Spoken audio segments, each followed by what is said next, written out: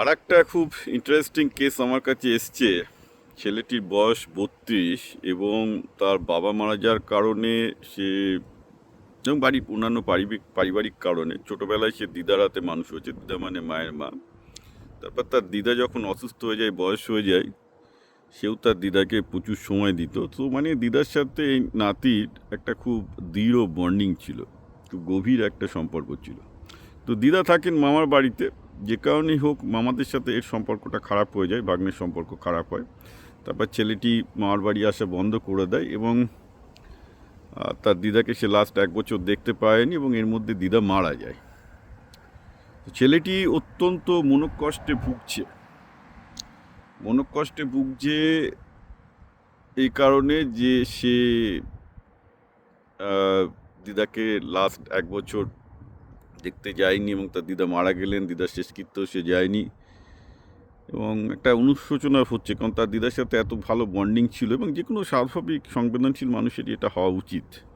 তো উনি বলছেন কী করলে এই অবসাদ থেকে আমি বেরোতে পারবো। আমি বলবো আপনি একটা পেশাদার কাউন্সিলরের কাছে যান। আমি তো পেশাদার কাউন্সিলর নয়, আমি শুধু আপনাকে কিছু দার্শনিক দিক আপনাকে দেখাতে পারি। What can works for you, very simply what can works for you is that, দেখুন যা হয়ে গেছে তা তো হয়ে গেছে, আপনাকে ভুল থেকে শিক্ষা নিতে হবে, রাইট? ভুল থেকে শিক্ষা নেওয়াটাই মানুষের জীবনে সবচেয়ে বেশি গুরুত্বপূর্ণ। আপনি তার দিদাকে ফিরে পাবেন না, কিন্তু ভুল থেকে শিক্ষা নিতে হবে।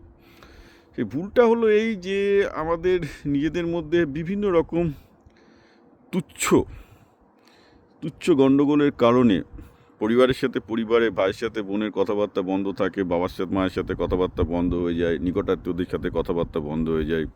ছোট ছোট অহংকার, ইগো, কেউ কাউকে খোঁটা মেরে কথা বলেছে সেটা নিতে পারেনি, এটা লাইফে চলতেই থাকে।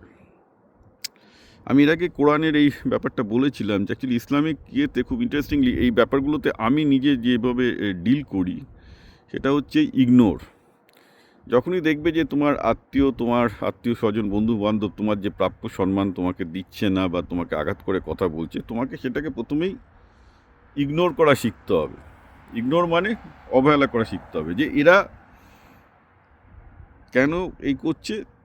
তারা হয়তো তাদের মনের কোনো ডার্কার সাইড, অন্ধকার দিকটার প্রকাশ করে ফেলছে, এটা সবার এর মধ্যে আছে, এটা বুঝতে হবে। সে পরে হয়তো তার ভুল বুঝতে পারবে, এটাও বুঝতে হবে। তো এইগুলো ক্ষেত্রে সবচেয়ে ভালো হচ্ছে রিটর্ট না করা, অর্থাৎ রিয়াক্টিভ না হওয়া, অর্থাৎ যে আমাকে কেউ অপমান করেছে আমি তেড়ে গিয়ে অপমান করলাম করে তার সম্পর্কটা খারাপ না করা। আমি ব্যক্তিগতভাবে যেটা করি, এগুলো আমি এক কান দিয়ে শুনি, অন্য কান দিয়ে বার করে দিই। হয়তো আমি তার সাথে 2 দিন কুল অফ পিরিয়ডে চলে যাব, কথাবার্তা বলবো না, কিছু করবো না, আমি চুপচাপ থাকবো। তারপর সে নিজেই আমার কাছে এসে ক্ষমা চেয়ে আবার অ্যামেন্ড দ্য সিচুয়েশন, সেই যদি হয় তাহলে আমি ডেফিনেটলি তাকে ক্ষমা করে দেবো, আবার চলবে। এটা হচ্ছে প্র্যাকটিক্যাল জিনিস, আমি চিরকাল করে এসেছি। যে আমার সাথে গন্ডগোল করে আমি সঙ্গে সঙ্গে সাধারণত তাকে ব্লক করে দিই বা তার সাথে কথাবার্তা বন্ধ করে দিই, because I don't have time for this nonsense, for this small life. এই একটা ছোটো জীবনে এত আমার নেই। এবার তারপর সে যখন তার ভুল বুঝতে পারবে, সেই আপনার কাছে আবার আসবে, সে যদি ক্ষমা চেয়ে আবার যদি বলে না ভুল হয়েছিল আমার আচরণটা আমি করছি, ইউ অ্যামেন্ড। কিন্তু যেচে গিয়ে তার সাথে তর্ক করা, তাকে পাল্টা অপমানিত করা, এগুলো উচিত নয়। ইনসিডেন্টালি আমি কেন ইসলাম এবং কোরআনের কথা বলছি, পরবর্তীকালে আমি কোরআন পত্রিকায় দেখলাম যে কোরআনে এই ব্যাপারটা একাধিক জায়গায় এসছে, 5-6 জায়গায় এসছে, অনেক কবার এসছে, যে বারবার করে বলছে যে life is not worth for this kind of trifles. মানে এই ধরনের কে কাকে কার সাথে একটা সাংঘর্ষিক পরিস্থিতির মধ্যে যাওয়া, যতটা পারবে এড়িয়ে যাও, ইগনোর করো। তার ভুল বুঝতে পারলে তোমার কাছে আসলে ভালো, না আসলে সেটাও ঠিক আছে। বাট তোমার লাইফে তুমি যে ভালো কাজগুলো করতে চাও, যে জিনিসগুলো তোমাকে আনন্দ দেয়, যে সত্যের পথে তুমি আছো বলে মনে করো, তোমার যে career path, you remain busy with that. সেখানে কে তোমাকে অপমান করছে, কে তোমাকে টেনে নামানোর চেষ্টা করছে, ইগনোর, প্র্যাকটিক্যালি ইগনোর। এগেইন আমি আবার বলছি, এটা ইসলামে খুব ক্লিয়ার কাট ইনস্ট্রাকশন আছে এই ব্যাপারে, যে দ্যাটস হাউ ইউ ডু। আমি পরে অবাক হয়ে গেছিলাম যে আমি যেগুলো ভাবছি সেগুলোই actually the same instruction is passed on to the Quran, যে ইগনোর করো, পড়াশোনা ইগনোর করো, সেভ পিস, শান্তি বলে বেরিয়ে আসো, যে ভাই তুমি শান্তিতে থাকো, আমি শান্তিতে থাকি। তোমার যখন মনে হবে তুমি ভুল করেছো, আমার কাছে এসো, otherwise it's is not piece.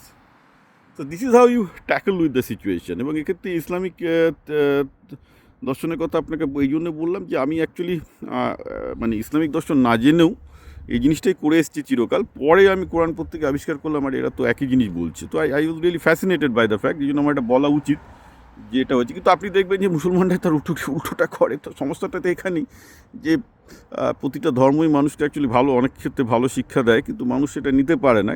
সে তার অন্ধকার দিক, আমি আবার বলছি, প্রত্যেকের মনের মধ্যে একটা অন্ধকার দিক আছে, সেইটাই মানুষকে বেশি পরিচালিত করে। তার লোভকে, তার ভয়কে, মানুষের লোভ, তার ভয়, তার অহংকার, যেগুলো মানুষের ডার্কার সাইড, সেগুলো মানুষকে অনেক বেশি পরিচালিত করে। যার জন্যে সে ধর্মের আইডেন্টিটিটা খুব ভালো করে চায়। আমার সে হিন্দু বলে গর্ববোধ করতে চায়, মুসলমান বলে গর্ববোধ করতে চায়, অথচ ধর্মের গভীরে কি আছে, তাকে কি বলেছে, কি করতে চাইছে, সেই ব্যাপারটার 1% কেন, পয়েন্ট বোধহয় মানে কী বলবো, 10,000-এ একটা লোকও সেই জায়গায় পৌঁছাতে পারে না। এটা একটা দুর্ভাগ্যজনক ব্যাপার, যার জন্য মানুষের জীবনে তারা দুঃখ কষ্ট পায়। হ্যাঁ, এই জন্যই আমি বলেছি যে জীবনের উদ্দেশ্যের ব্যাপারটা এবং ধর্মীয় সমস্ত দর্শন, সাহিত্যের যে দর্শন, শুধু ধর্ম না, ধর্ম সাহিত্য, বিভিন্ন দর্শন, গ্রিক দর্শন, সবার পড়া উচিত। পড়লে জীবনের এই ধরনের মিস্টেক, এই ধরনের দুঃখ অনেক কমবে। অনেকেই বলেন যে এগুলো করে কী হবে, আমি এই যে এগুলো পারিবারিক এগুলো দিচ্ছি, আরে ভাই, এইগুলি হচ্ছে আসল শিক্ষা। আসল শিক্ষা এখন কম্পিউটার বা এগুলো এআই তুমি শিখবে, তো তোমাকে চাকরির জন্য করতেই হবে, কিন্তু তোমার মানুষের যদি জীবনের শিক্ষাটা সম্পূর্ণ না হয়, it will B A problem.